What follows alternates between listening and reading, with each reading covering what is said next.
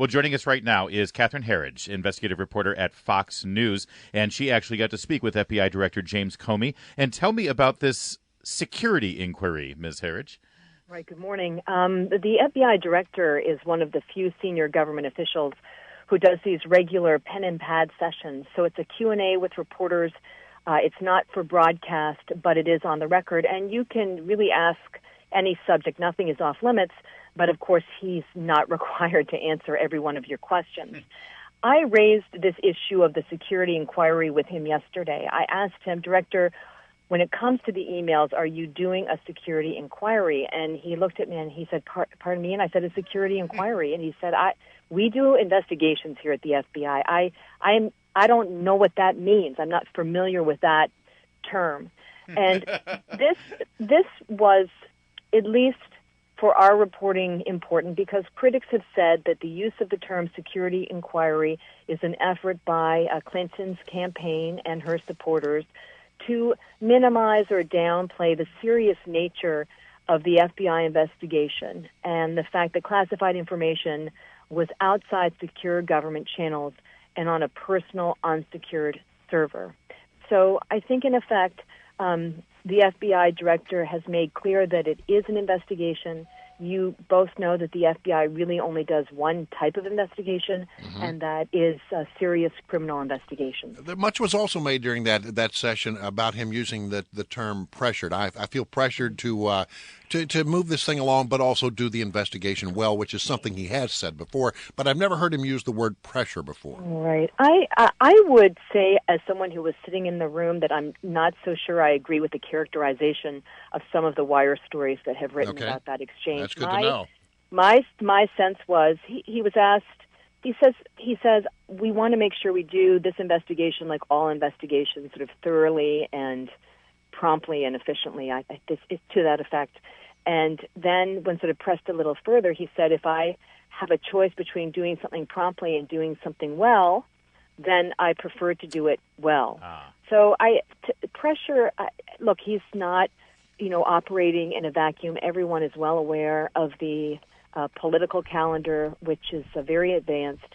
But to me, the takeaway was that it's an investigation, like all investigations, he feels needs to be done thoroughly and done properly, as opposed to just being done according to an artificial timeline. Our guest is Catherine Herridge of Fox News, who I have to say, I think we've used Exclusive and Scoop and Catherine Herridge in the same sentence for over a year now, with some amazing stories, and we want to thank you for that, Catherine, and praise you a bit. You just said that Comey wasn't obligated to answer all the questions. Can you tell us some of the questions he chose not to answer?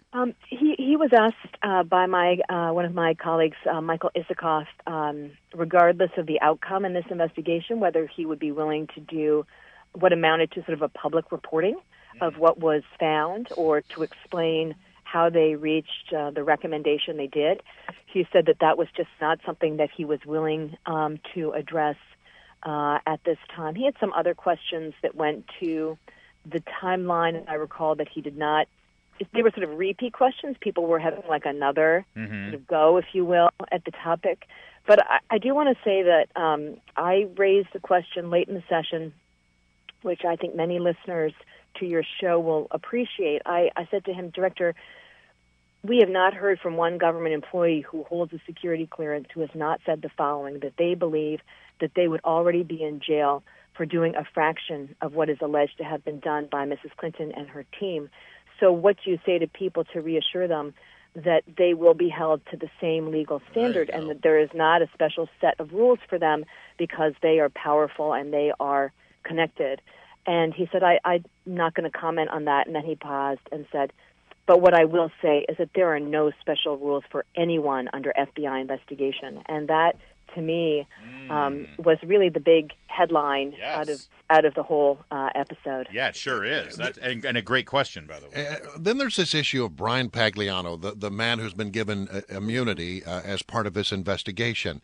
We have learned that apparently the State Department can't find his emails. Now, the question I had when I heard this is, did they know this when they granted the guy immunity? In other words, did they grant him immunity not knowing that they were not going to have a complete record of his emails? Right. I don't want to give your listeners bad information because I simply don't know the answer to that. I've tried to find out at what point it was clear that what they call a PST file was not at the State Department for the period that he worked for Mrs. Clinton. But what I would say is that new documents were recently released as one of the federal lawsuits by Judicial Watch, and they have to do with Brian Pagliano and his hiring at the State Department to work in the IT department.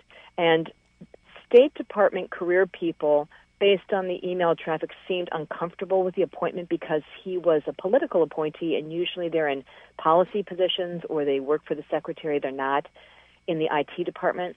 And also his resume was in the records, and he is clearly someone who has a lot of skill as a go-to sort of Johnny-on-the-spot fix-it guy. Like, you can't get into the system, he can troubleshoot for you. But the resume was very thin on what I would describe as high-level security qualifications. And I find that important, given the recent reporting we've done with the Romanian hacker who has claimed to us and then also to NBC News that he was able to compromise that server and get inside with ease. Interesting. Catherine Herridge, we only have about a minute left, but was there any discussion about the additional tangential investigation into the State Department's relationship under Hillary Clinton and the Clinton Global Initiative and Clinton Foundation? No, there was not. There was nothing at the pen and pad about the public corruption piece. Okay. The general sense of that is that was a longer investigation, correct? Well, in any public corruption case, I'm not talking about this particular investigation. Right. The bar is very high, and it's much harder to prove with the paper records, but it is very much a paper trail, very much like the classified information, but it would be longer and more extensive than the mishandling of classified. All right. We'll have to leave it there. Thank you very much, Catherine Herridge of Fox News Channel. Great reporting always. Yeah, I'll say.